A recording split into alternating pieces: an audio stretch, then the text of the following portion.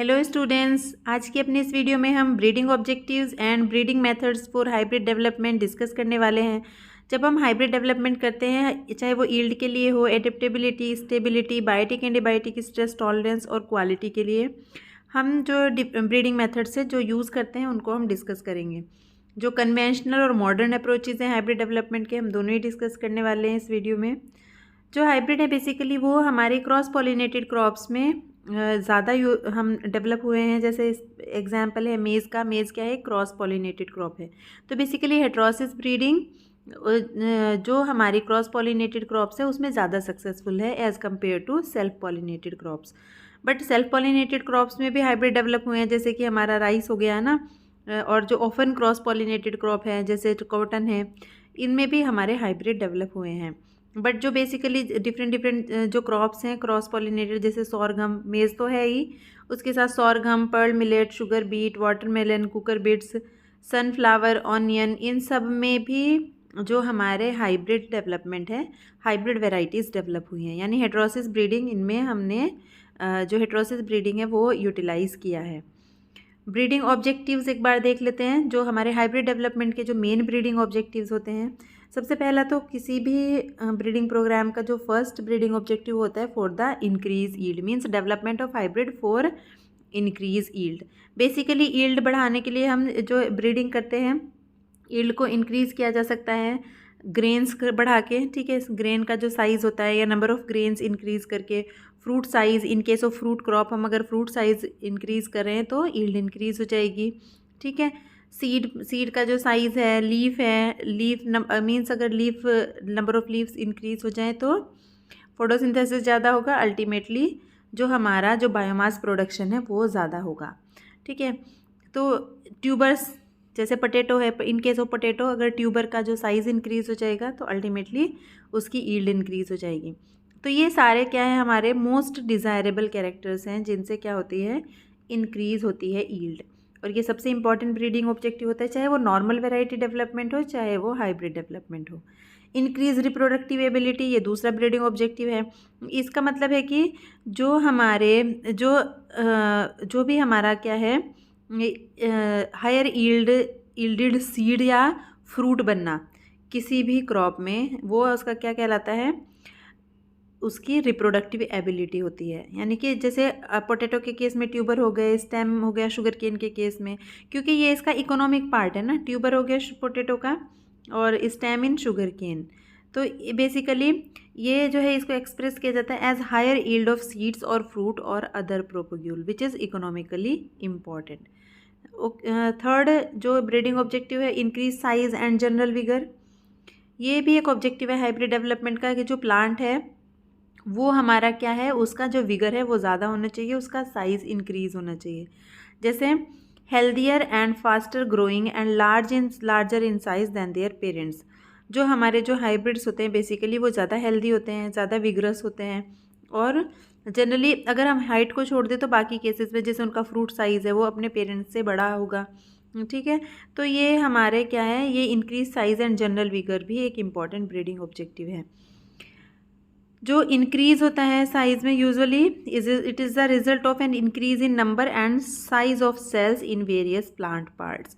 तो ये जो साइज़ में इंक्रीमेंट देखने को मिलता है, ये बेसिकली ये जो नंबर ऑफ सेल्स हैं और उनका जो साइज़ है उसमें इंक्रीमेंट की वजह से ये हमें देखने को मिलता है।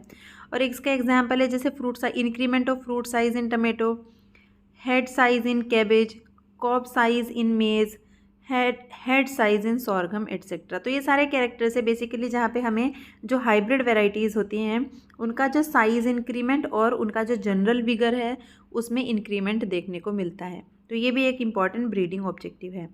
फोर्थ जो ब्रीडिंग ऑब्जेक्टिव है वो है ब्रीडिंग फॉर बेटर क्वालिटी। जो भी हमारा प्रोड्यूस है, जो भी हाइब्रिड है, उसकी क्वालिटी हमारी क्या होनी चाहिए, बेटर होनी चाहिए। जैसे एग्जाम्पल है जो अनियन के जो हाइब्रिड्स हैं वो बहुत सारे क्या शो करते हैं, बेटर कीपिंग क्वालिटी शो करते हैं, यानी उनको काफ़ी दिनों तक स्टोर किया जा सकता है as compare to normal varieties. जो नॉर्मल उनकी वेराइटीज़ होती हैं, जो हमारी डिफरेंट जो ब्रीडिंग मेथड्स हमने अपनी पिछली वीडियो में डिस्कस किए थे उनसे हम बनाते हैं, ठीक है। मतलब यील्ड चाहे इंक्रीज़ ना भी हो रही हो, बट अगर हम उसकी कोई क्वालिटी कैरेक्टर इंक्रीज़ कर दें, जैसे यहाँ पे हमने एग्जांपल लिया है कीपिंग क्वालिटी की, कितने दिनों तक स्टोर करके रख सकते हैं, वो उसको क्या बोलते हैं हम, ब्रीडिंग फॉर की, जो हमारी क्वालिटी कैरेक्टर्स हैं, इम्प्रूवमेंट ऑफ क्वालिटी, ये भी एक ब्रीडिंग ऑब्जेक्टिव होता है। अर्ली फ्लावरिंग एंड मेच्योरिटी, जो अर्ली फ्लावरिंग एंड मेच्योरिटी है ये हमारी सारी क्रॉप्स में ही डिज़ायरेबल होती है। और जैसे वेजिटेबल्स में इम्पॉर्टेंट है, जैसे बहुत सारे टोमेटो हाइब्रिड्स हैं, उनमें क्या है, उनकी फ्लावरिंग अर्ली हो जाती है और उनमें जो फ्रूट है वो भी जल्दी मैच्योर हो जाता है फिर, ठीक है। और बेसिकली अगर अर्ली फ्लावरिंग हो रही है, अर्ली मैच्योरिटी हो रही है, तो उसका जो टोटल प्लांट वेट होगा वो जनरली हमारा कम हो जाता है। क्यों? बिकॉज अर्ली जो प्लांट है वेजिटेटिव ग्रोथ जल्दी से अपनी कंप्लीट करेगा, बहुत ज़्यादा टाइम नहीं मिलेगा वेजिटेटिव ग्रोथ करने के लिए उसको, बिकॉज वो अर्ली मैच्योर भी होगा ना। तो अर्ली मैच्योर कब होगा? जब उसमें जल्दी से फ्लावर आ जाएंगे। तो फ्लावर आ जाएंगे तो एक ये प्लांट रिप्रोडक्टिव स्टेज में पहुंच गया, अब वेजिटेटिव स्टेज से निकल के। अब जब फ्लावर बन जाएंगे जल्दी, फिर फ्रूटिंग हो जाएगी, है ना। अगर कोई सीड क्रॉप है तो उसमें सीड बन जाएंगे आफ्टर फर्टिलाइजेशन और पॉलिनेशन, उसमें सीड बन जाएगा। तो अब हम उसको हार्वेस्ट कर लेंगे, मीन्स फिर वो क्रॉप मैच्योर हो जाएगी। तो उसका लाइफ साइकिल छोटा होने की वजह से क्या है, उसमें उस प्लांट का वेजिटेटिव ग्रोथ बहुत ज़्यादा नहीं होती है एज़ कम्पेयर टू जो नॉर्मल वेराइटीज़ है, जो हमारी लॉन्ग ड्यूरेशन वेराइटीज़ हैं, इनमें कम होता है। तो जब इसमें पत्तियाँ स्टेम हमारा कम होगा तो अल्टीमेटली जो उसका टोटल बॉडी वेट है वो हमारा कम हो जाएगा। तो early flowering and early maturity भी एक ब्रीडिंग ऑब्जेक्टिव होता है, चाहे वो नॉर्मल हमारी वेराइटीज़ हो, चाहे वो हाइब्रिड डेवलपमेंट हो। Greater resistance to disease and pest, जो भी इंपॉर्टेंट डिजीज़ और पेस्ट हैं उस पर्टिकुलर क्रॉप के, उनके अगेंस्ट रेजिस्टेंस डेवलप करना। ग्रेटर एडेप्टेबिलिटी, जो हमारा हेट्रोसिस जो हाइब्रिड होते हैं जनरली वो ज़्यादा एडेप्टेबिलिटी शो करते हैं जो इन्वायरमेंटल चेंजेस होते हैं उसके अगेंस्ट, मींस उसको डिफरेंट इन्वायरमेंटल कंडीशन में वो ज़्यादा स्टेबिलिटी शो करते हैं, हम कह सकते हैं स्टेबल परफॉर्मेंस देते हैं। ये क्योंकि होता है, ये हेट्रोसिस की वजह से होता है ना, क्योंकि वहाँ पे हेट्रोसिस होती है, जो हाइब्रिड होते हैं वो सुपीरियोरिटी शो करते हैं अपने पेरेंट्स से, उसी को हेट्रोसिस बोलते हैं। तो इसकी वजह से उसमें एडेप्टेबिलिटी भी ज़्यादा हो जाती है। देन फास्टर ग्रोथ रेट, ऐसा देखा गया है कि जनरली जो हाइब्रिड होते हैं वो अपने पेरेंटल जो उनकी लाइन होती है, हाइब्रिड कैसे बनते हैं, इनब्रिड लाइन के क्रॉस से, इनब्रिड 1 क्रॉस विद इनब्रिड 2, जो भी F1 बनता है वो हमारी क्या होती है, F1 हाइब्रिड वेराइटी होती है। कह सकते हैं कि ये सपोज कैपिटल ए है, दिस इज स्मॉल ए, जब इनको हम क्रॉस करेंगे तो हमें capital A small A F1 hybrid मिलेगा। जनरली इसका जो ग्रोथ रेट होता है वो अपने पेरेंटल लाइन जो होती हैं उनसे ज़्यादा होता है, मतलब ऐसा ऑब्जर्व किया गया है। Increase in number of plant part, कई बार जो प्लांट पार्ट होता है एक पर्टिकुलर उसमें इंक्रीमेंट होना, जैसे बीन्स हैं उसमें जो बीन का साइज़ है वो इंक्रीज़ हो जाएगा। Increase number of nodes, increase number of leaf और अदर प्लांट पार्ट, हमें जो भी हमारे लिए डिज़ायरेबल है उस प्लांट पार्ट को इंक्रीज़ करना भी हमारा एक ब्रीडिंग ऑब्जेक्टिव होता है। जैसे बीन्स, हम एज ए वेजिटेबल हम बीन्स ही तो यूज़ करते हैं, जो बीन्स का प्लांट होता है उसमें जो लीफ आती है, अगर जितनी नोड होंगी अलग अलग, वहाँ सबसे उसमें फ्लावरिंग होगी और उसके बाद वहाँ पे बीन्स बनेंगे, और जो बीन्स है उसका जो साइज़ है अगर वो बड़ा होगा तो अल्टीमेटली बीन की ईल्ड ज़्यादा हो जाएगी। तो ये इंपॉर्टेंट ब्रीडिंग ऑब्जेक्टिव है जो हम हाइब्रिड के केस में हमारे ब्रीडिंग ऑब्जेक्टिव होते हैं। अब जो कॉमन स्टेप्स होते हैं हाइब्रिड डेवलपमेंट में, चाहे आप कोई भी मेथड यूज़ करो हाइब्रिड डेवलपमेंट के लिए, ये 3 क्या है हमारे कॉमन स्टेप्स होते हैं। तो सबसे पहला स्टेप क्या होता है हमारा, किसी भी हाइब्रिड डेवलपमेंट प्रोग्राम का डेवलपमेंट ऑफ इनब्रिड लाइन्स। तो बेसिकली इनब्रिड लाइन्स डेवलप करना हमारा पहला स्टेप होता है। सेकेंड स्टेप होता है evaluation of inbred line, and third step होता है प्रोडक्शन ऑफ हाइब्रिड सीड। तो ये जो इमेज है इसमें हमें ये क्लियरली समझ आ जाएगा कि कैसे हम ये करते हैं। सबसे पहले हमारे पास क्या है, एक जेनेटिकली वेरिएबल एक सोर्स पॉपुलेशन होती है। सबसे फर्स्ट स्टेप है हमारा प्रोडक्शन ऑफ इनब्रिड लाइन। तो हमें क्या करना है, हमें इनब्रिड लाइंस बनानी है। इनब्रिड लाइन बेसिकली क्या होती है हमारी, ये नियरली होमोजाइगस लाइंस होती हैं, developed by continue inbreeding, means self pollination. Continue जब आप सेल्फिंग करते रहते हो वहाँ तब क्या बनेगी, क्रॉस पॉलिनेटेड क्रॉप में ऐसी लाइनें बन जाएंगी जो कि होमोजाइगस एंड होमोजीनियस टाइप की होंगी, इसलिए इनको हम क्या बोलते हैं, इनब्रेड लाइंस बोलते हैं। मीन्स क्रॉस पॉलिनेटेड क्रॉप में कंटिन्यूअस इनब्रीडिंग से होमोजाइगस एंड होमोजीनियस टाइप की लाइन बन जाती है, जिनको क्या बोलते हैं, इनब्रेड लाइंस बोलते हैं। ठीक है, तो सबसे पहले क्या होगा हमारा, एक बड़ी सोर्स पॉपुलेशन होगी, जेनेटिकली वेरिएबल पॉपुलेशन होगी। इसमें हम क्या करेंगे, कंटिन्यूअस सेल्फ पॉलिनेशन करवाएंगे और सिलेक्शन करेंगे। तो हम क्या करेंगे, after 6 to 7 generation of self pollination हमें नियरली होमोजाइगस लाइन्स हमें मिल जाएंगी। वो लाइन क्या कहलाएंगी, हमारी इनब्रिड लाइंस कहलाएंगी। तो बेसिकली हम क्या करते हैं, जैसे हमने यहाँ से एक प्लांट सेलेक्ट कर लिया, सोर्स पॉपुलेशन है ये, तो इस प्लांट में हम कंटिन्यू सेल्फिंग करवाते जाएंगे 5-6 जनरेशन के बाद। उसके बाद हमें एक नियरली होमोजाइगस या होमोजाइगस टाइप की लाइन मिलेगी, होमोजाइगस एंड होमोजीनियस, जिसको हम क्या बोलते हैं, इनब्रिड लाइन बोलते हैं। इनब्रिड इसीलिए बोला है कि ये कंटिन्यूअस इनब्रीडिंग से बनी है, यानी कंटिन्यूअस सेल्फ पॉलिनेशन किया हमने 5 से 6 जनरेशन तक एक क्रॉस पॉलिनेटेड क्रॉप में, तब जाके हमें क्या मिली, इनब्रिड लाइन मिली। तो बेसिकली सोर्स पॉपुलेशन से जितने भी आप प्लांट सेलेक्ट करोगे उतनी ही आपको कितनी इनब्रिड लाइन्स मिल जाएंगी after 5 to 6 generation of self pollination.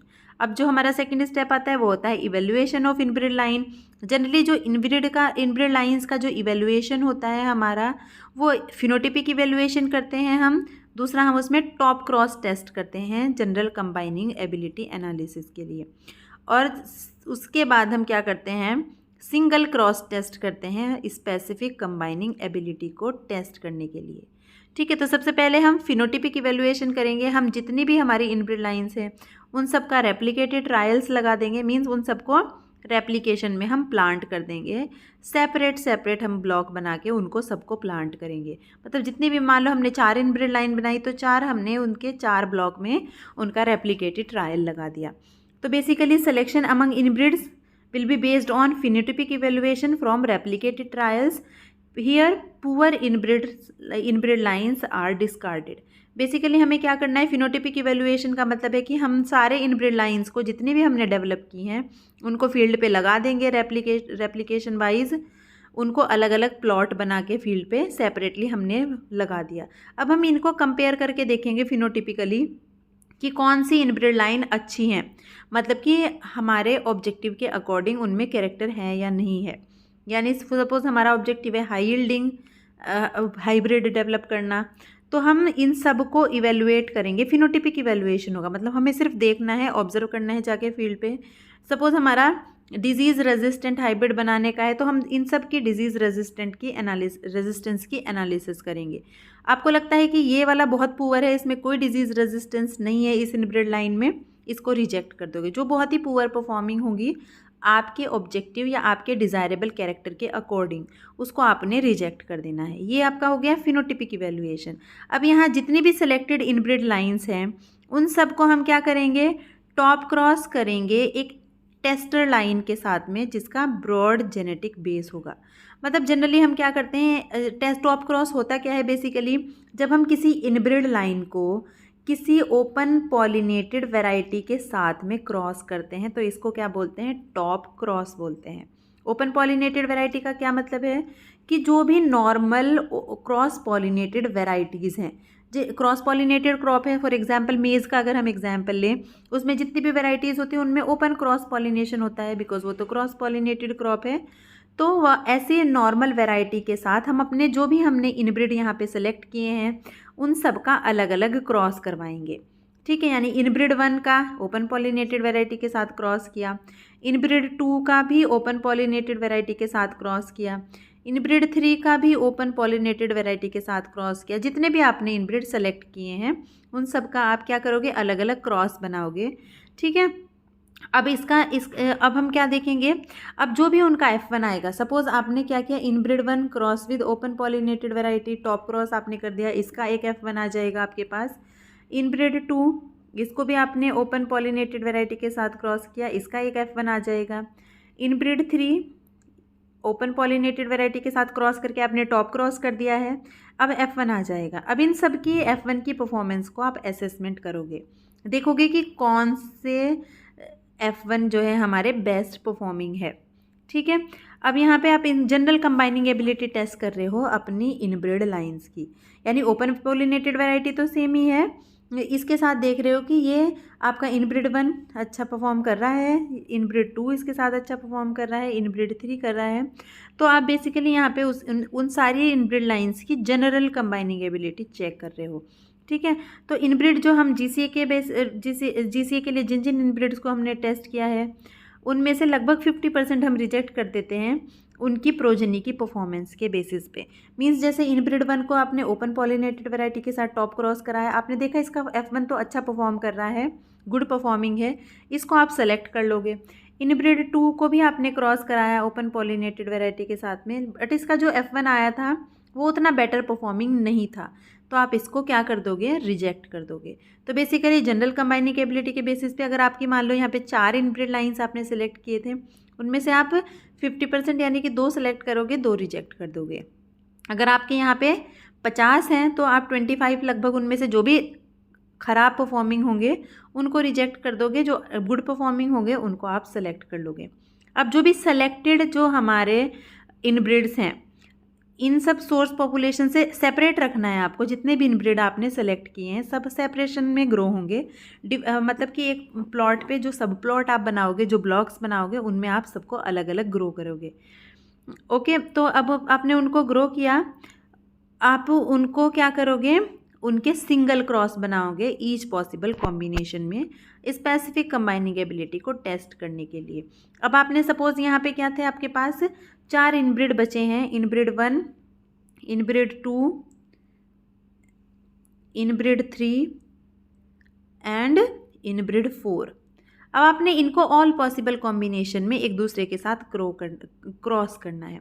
ठीक है, ये in outstanding inbred from all selected inbred from each source population mated separately in all possible combination for specific combining ability analysis। तो यहाँ पे आप क्या कर दोगे, अब सारे इनब्रिड्स को आपने प्लांट कर दिया है फील्ड पे, inbred 1, inbred 1, inbred 2, inbred 3, inbred 4।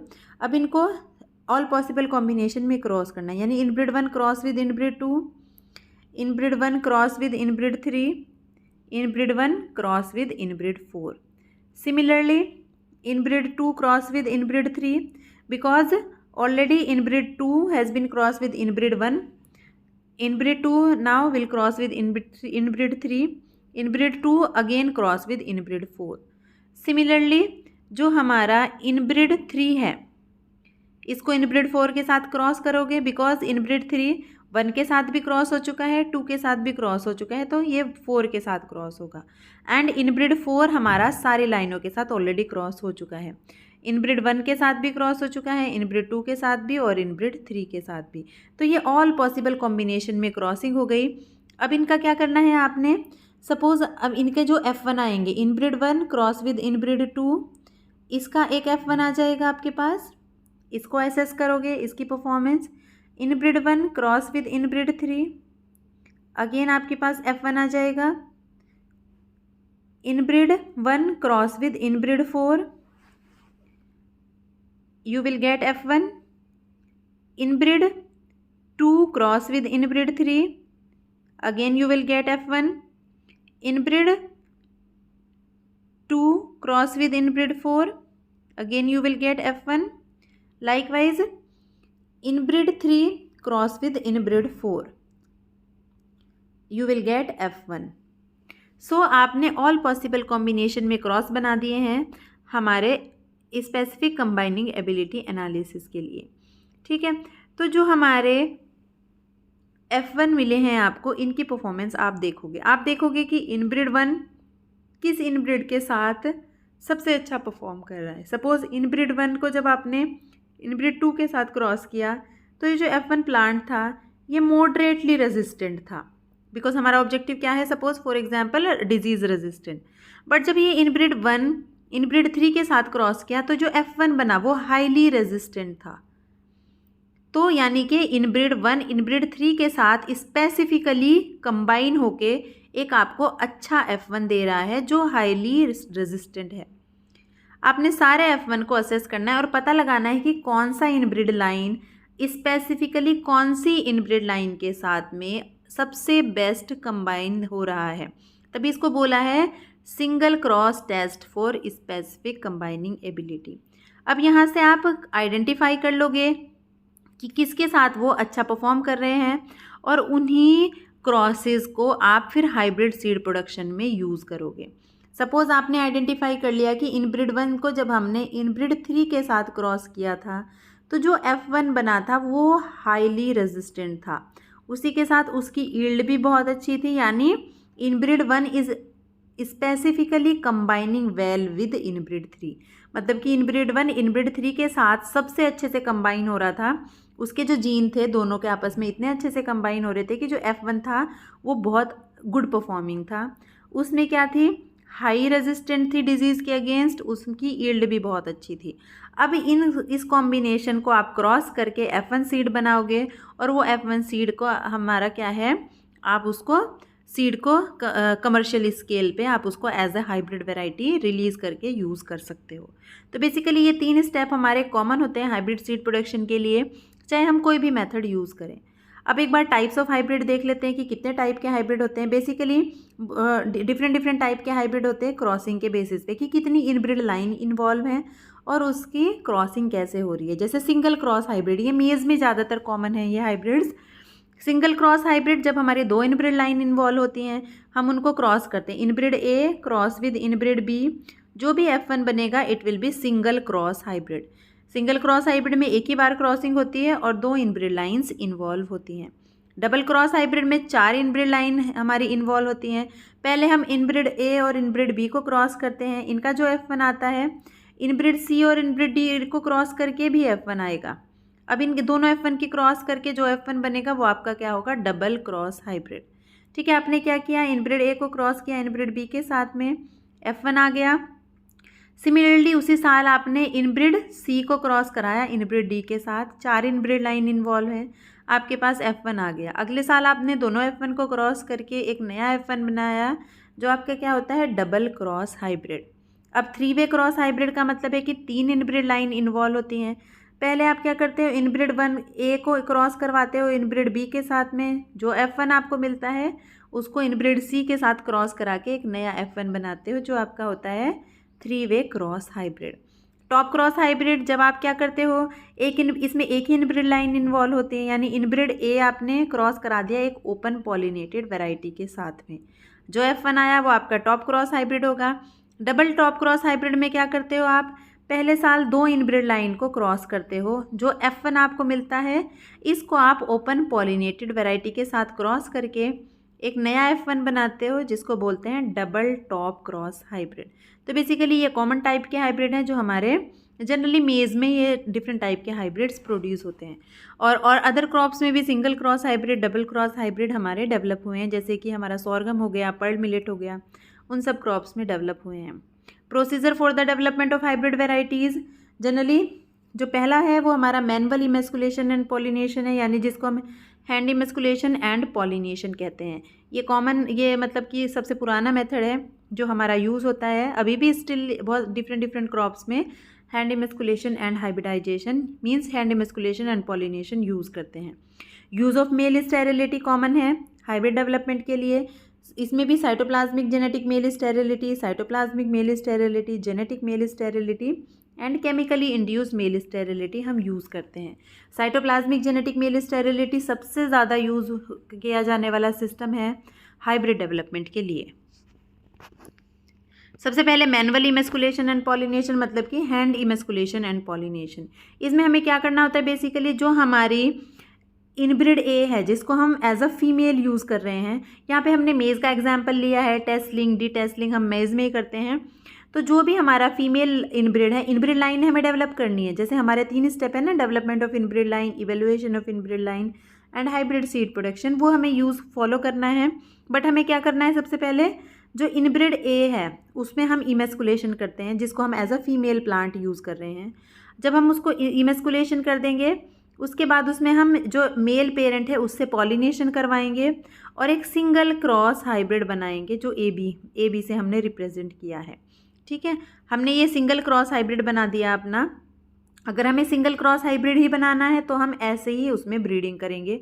Inbred ए को हम डी टेसल का मतलब होता है कि जो हमारा मेल प्लांट होता है उसमें मेज़ में, उसको टेसल बोलते हैं। अगर आप उसको रिमूव कर देंगे पूरे टेसल को तो क्या हो जाएगा, ये इमेस्कुलेशन हो जाएगा।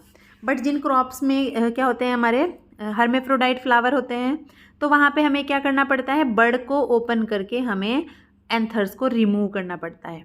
ठीक है, तो बेसिकली इनब्रिड ए जिसको हम एज अ फीमेल यूज़ कर रहे हैं उसमें हमें इमेस्कुलेशन करना है। इनब्रिड 2 या इनब्रिड बी जिसको हम एज अ मेल यूज़ कर रहे हैं, वहाँ से पोलन लोगे आप, यहाँ पे पॉलिनेशन करोगे और इस इनब्रिड फीमेल पेरेंट पे जो भी सीड बनेगा वो आपका क्या होगा, सिंगल क्रॉस हाइब्रिड होगा। सपोज आपको डबल क्रॉस हाइब्रिड बनाना है तो इनब्रिड सी को भी आपको इनब्रिड डी के साथ क्रॉस करना पड़ेगा सिमिलर मैनर में। यहाँ पे जो हमारा F1 बनेगा, फिर इन दोनों F1 को आपस में क्रॉस करोगे आप। सिमिलरली ऐसे ही इसको एज अ फीमेल यूज़ करोगे, इसमें इमेस्कुलेशन करोगे, यहाँ से पोलन लेके यहाँ पे ट्रांसफ़र करोगे और यहाँ पे जो सीड बनेगा वो आपका क्या होगा, ABCD इनके क्रॉस से बनेगा तो ABCD और ये आपका डबल क्रॉस हाइब्रिड होगा। तो ये हैंड इमेस्कुलेशन पॉलिनेशन बहुत ये क्या है, सबसे ओल्डेस्ट मेथड है। अभी भी ये क्या है, सक्सेसफुली हमारा यूज़ होता है हाइब्रिड सीड प्रोडक्शन में डिफरेंट क्रॉप्स के, जैसे टमाटो है, कॉटन है, राइस है, उनमें सब में हम इसको यूज़ करते हैं। Cytoplasmic genetic male sterility system, ये हमारा सबसे ज़्यादा यूज़ होने वाला सिस्टम है और ये डिफरेंट क्रॉप्स है जैसे मेज़, पर्ल, मिलेट, सॉरगम, अनियन, सनफ्लावर, इन सब क्रॉप्स में ये यूज़ होता है। ये बेसिकली सिस्टम बेस्ड होता है एक साइटोप्लाज्म में जो मेल स्टेराइल साइटोप्लाज्म है। जैसे अगर जो साइटोप्लाज्म है किसी पर्टिकुलर प्लांट का, वो क्या करता है, मेल स्टेरिलिटी प्रोड्यूस करता है प्लांट के अंदर। स्पेसिफिक टाइप के ये साइटोप्लाज्म होते हैं, ठीक है। तो ये साइटोप्लाज्म क्या करता है, मेल स्टेरिलिटी प्रोड्यूस करता है।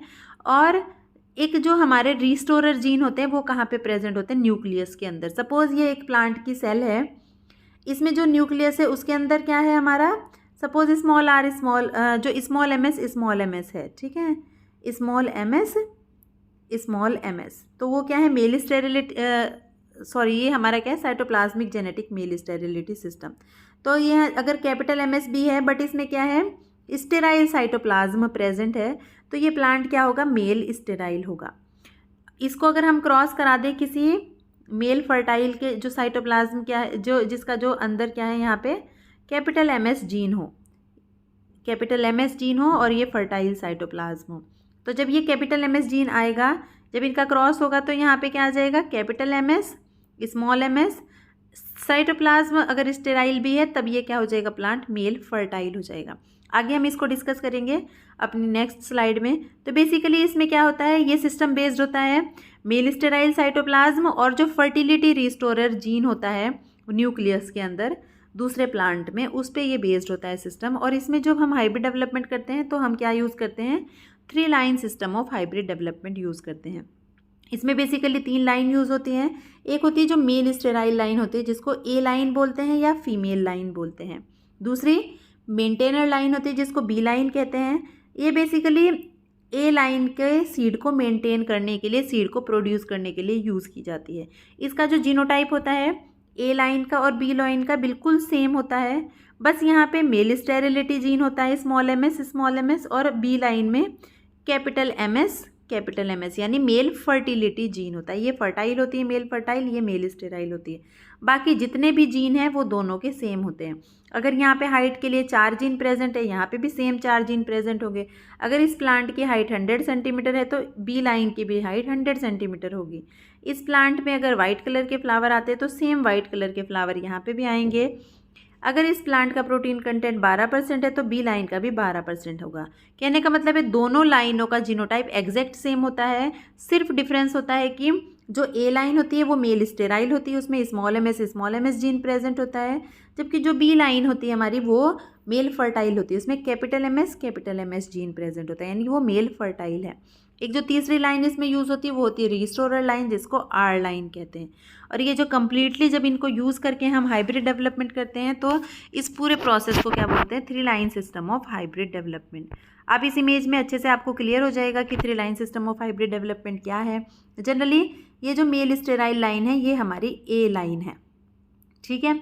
इसमें जो स्मॉल आर जीन प्रेजेंट हो गए और जो हमारी जो साइटोप्लाज्म है वो क्या होगा, स्टेराइल साइटोप्लाज्म होगा। अब जो हमारी B लाइन है ये मेंटेनर लाइन है, इसका जीनोटाइप बिल्कुल सेम होगा, बट इसमें क्या होगा, नॉर्मल फर्टाइल साइटोप्लाज्म होगा, ठीक है। जब हमें क्या हाइब्रिड सीड मतलब हाइब्रिड डेवलपमेंट नहीं करना है, हमें A लाइन का सीड बनाना है, बिकॉज A लाइन तो मेल स्टेराइल है। सेल्फ पॉलिनेशन तो इसमें होगा नहीं बिकॉज इसका क्या है, मेल स्टेरिलिटी है, पोलन तो बनेंगे ही नहीं।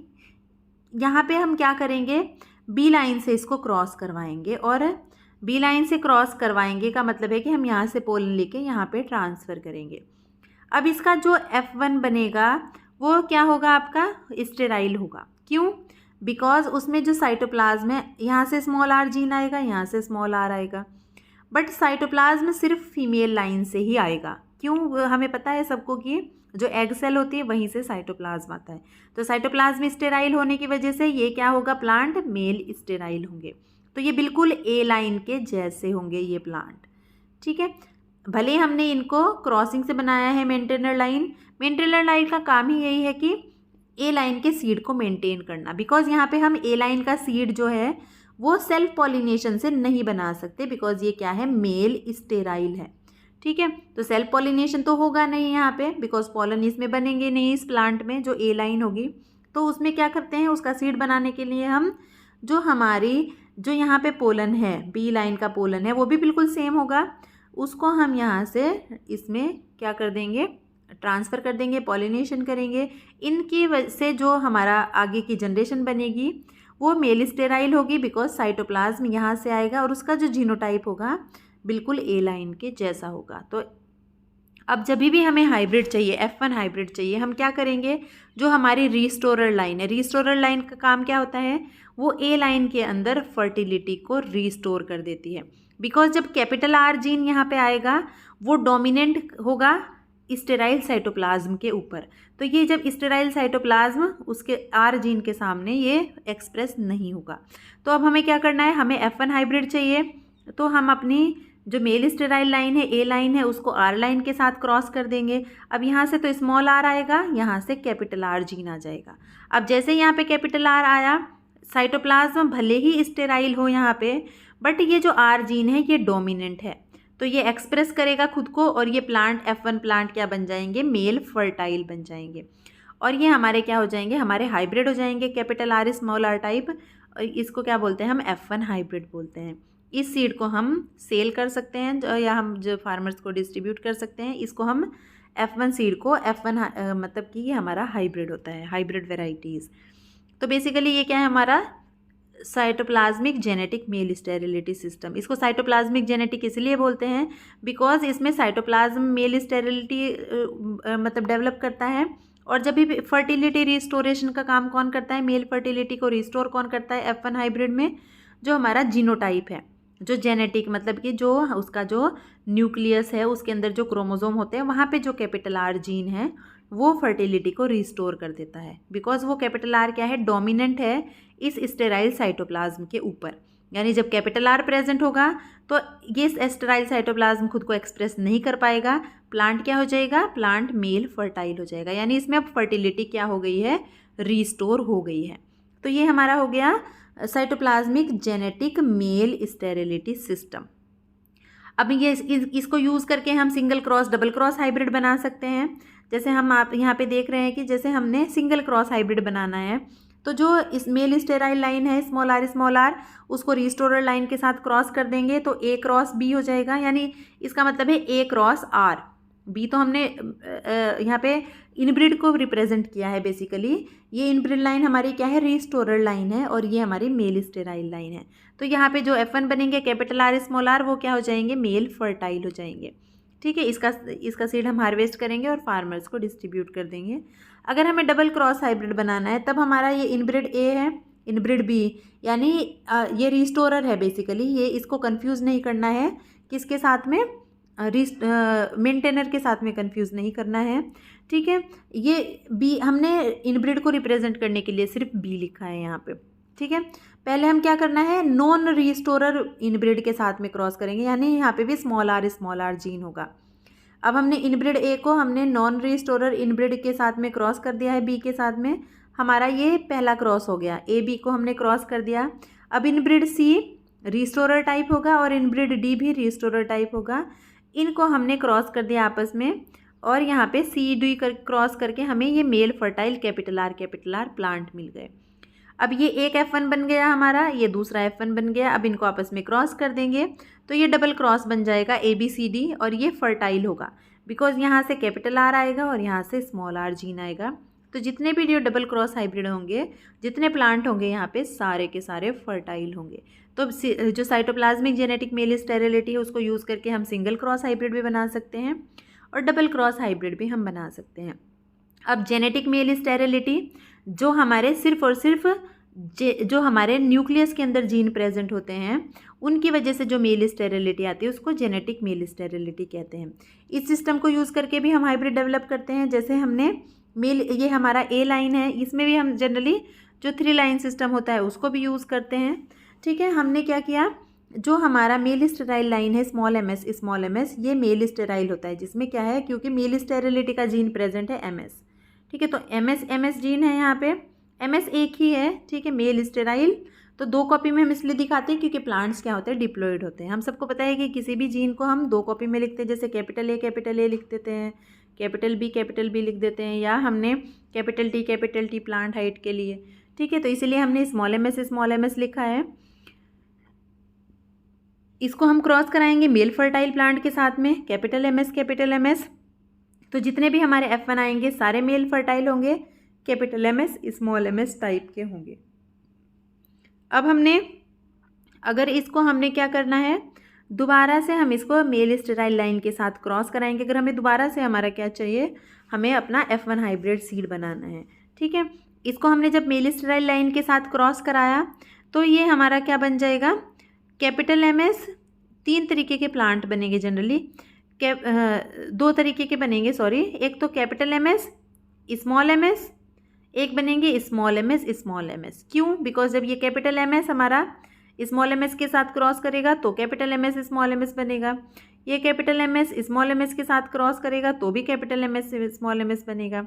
स्मॉल एम एस जब स्मॉल एम एस के साथ क्रॉस करेगा तो भी स्मॉल एम एस प्लांट बनेंगे, और स्मॉल एम एस इस वाले स्मॉल एम एस के साथ क्रॉस करेगा तो भी स्मॉल एम एस बनेंगे। बिकॉज एक तरीके से ये बैक क्रॉसिंग कह सकते हैं आप, क्योंकि F1 को हमने इसके एक पेरेंट के साथ में क्रॉस कराया है। ये बेसिकली हम क्या कर रहे हैं, जो मेल स्टेराइल प्लांट है उसका हम अगर सीड प्रोडक्शन करना है तो वो अभी हम कर सकते हैं साथ में। ठीक है, तो ये हम क्या करेंगे, अब जो हमारे मेल फर्टाइल प्लांट है capital M S small M S, इनको तो हम रोग आउट कर देंगे। बिकॉज हमें क्या चाहिए, हमें चाहिए स्मॉल एम एस प्लांट। ठीक है, हमें सिर्फ क्या चाहिए, सीड स्मॉल एम एस जिसको हम क्या करें, as a male sterile line यानी ए लाइन हम यूज़ कर सकें। ठीक है, ये तो मेंटेनर लाइन के साथ क्रॉस कराया ना हमने, बिकॉज हमें क्या चाहिए, हमें मेल स्टेराइल लाइन का सीड चाहिए ज़्यादा अमाउंट में। ठीक है, जब भी हमें हाइब्रिड सीड बनाना होगा, हाइब्रिड डेवलपमेंट की रिक्वायरमेंट आएगी, तब हम क्या करेंगे, इस स्मॉल एम एस को हम क्रॉस करा देंगे अपने मेल फर्टाइल प्लांट के साथ में, जो होगा आपका कैपिटल एम एस, जो एक तरीके से कह सकते हो आर लाइन है, फॉर एग्जाम्पल रीस्टोरल लाइन है। अब इनका आपस में क्रॉस करेंगे तो जो भी F1 हाइब्रिड बनेगा वो क्या होगा, कैपिटल एम एस टाइप का होगा, और ये सारे प्लांट आपके क्या होंगे, मेल फर्टाइल होंगे। तो जेनेटिक मेल स्टेरिलिटी को यूज़ करके भी हम हाइब्रिड डेवलपमेंट कर सकते हैं। ये साइटोप्लाज्मिक मेल स्टेरिलिटी का यूज़ हो गया कि जो साइटोप्लाज्मिक मेल स्टेरिलिटी है सिर्फ उसको हम कैसे यूज़ कर सकते हैं। तो इसमें भी बेसिकली ये हमारा मेल स्टेराइल प्लांट होता है ए लाइन, इसको मेंटेनर के साथ क्रॉस करके हम इसका ए लाइन का सीड प्रोड्यूस कर लेते हैं, जैसे हमने साइटोप्लाज्मिक जेनेटिक्स में किया था। अब जो रीस्टोरर लाइन है कैपिटल आर टाइप की होगी। ठीक है, इसके साथ अब जब हम इसको क्रॉस कराएंगे तो हमें जो हाइब्रिड मिल जाएगा, इसमें फर्टिलिटी रिस्टोर हो जाएगी, सेम जो साइटोप्लाज्मिक जेनेटिक मेल स्टेरिलिटी में हमने किया था। ठीक है, बिकॉज साइटोप्लाज्म से मेल स्टेरिलिटी आती है, बट जो कैपिटल आर जीन है जो वो फर्टिलिटी को रिस्टोर कर देता है। जो F1 हाइब्रिड है वो हमारे फुल्ली फर्टाइल होते हैं। 2 line system of hybrid development.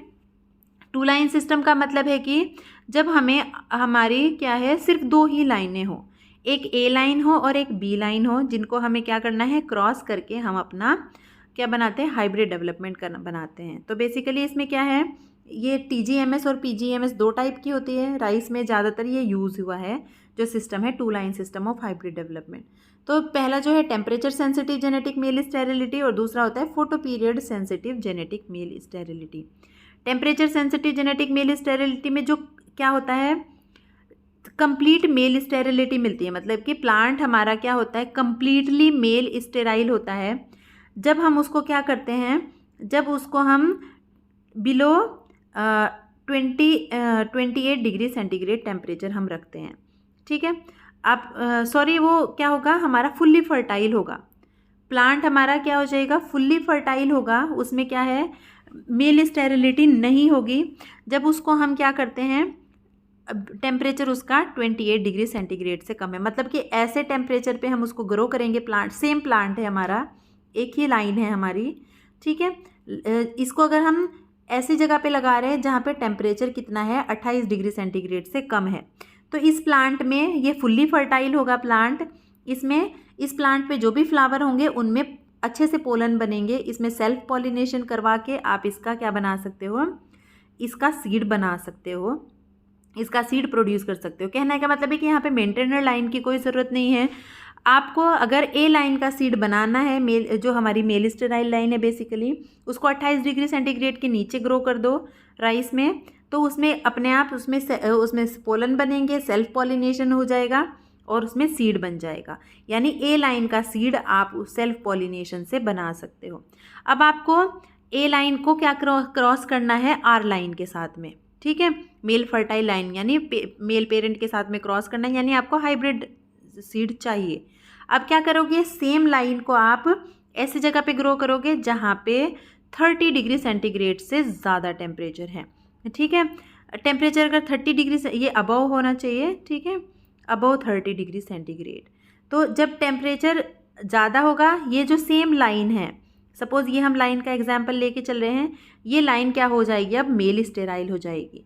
अब इस लाइन में कोई पोलन नहीं बनेंगे तो ये मेल स्टेराइल होगी। अब आप इसमें मेल लाइन से पोलिनेशन करके क्या बना सकते हो, हाइब्रिड सीड बना सकते हो।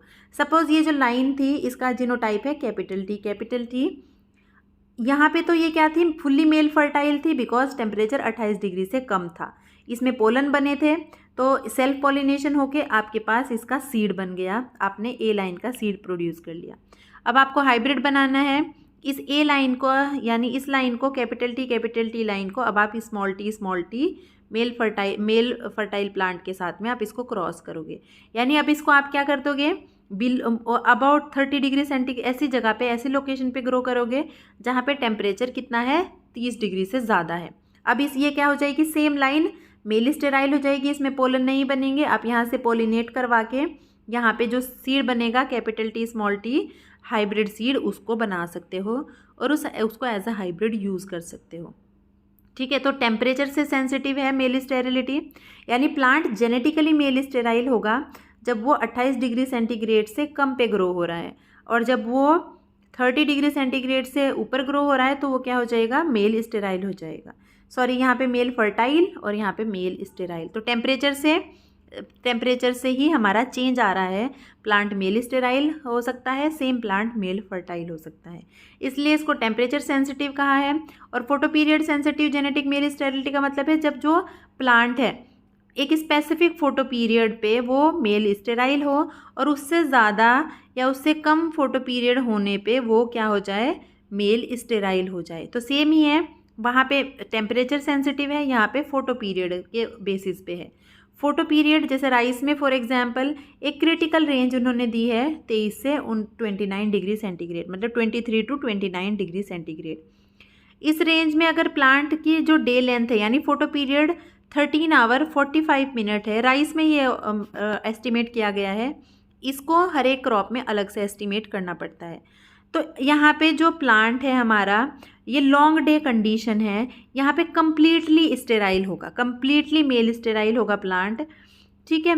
बट अगर इसको शॉर्ट डे में ग्रो कर दें यानी 13 आवर 45 मिनट से कम का फोटो पीरियड हो तो प्लांट हमारा नॉर्मल फर्टाइल हो जाता है, मेल फर्टाइल हो जाता है। तो बेसिकली इन दोनों में हमारी सिर्फ 2 ही लाइन इन्वॉल्व हैं, एक ए लाइन मेल स्टेराइल लाइन, दूसरी रीस्टोरर लाइन।